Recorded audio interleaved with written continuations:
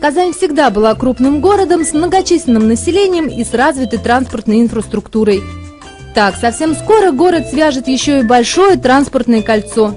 По улице Несмелого уже проложили новые трамвайные рельсы, по которым скоро пойдут скоростные трамваи. Но стоит пройти всего несколько метров, и, оказавшись в Адмиралтейской слободе, становишься свидетелем того, как идет демонтаж трамвайной линии. Той самой, по которой ровно 135 лет назад пошла в Казани первая конка, а потом долгое время ходил первый маршрут трамвая.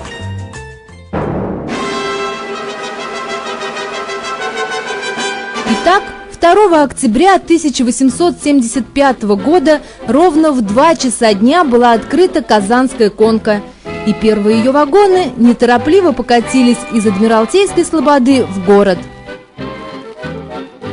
Интересно, что в городе от конки до сих пор сохранилось название старой остановки.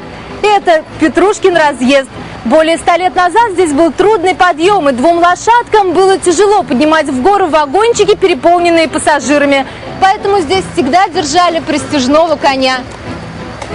Запасного коня народ прозвал Петрушкой, а остановка с тех пор называется Петрушкин разъезд.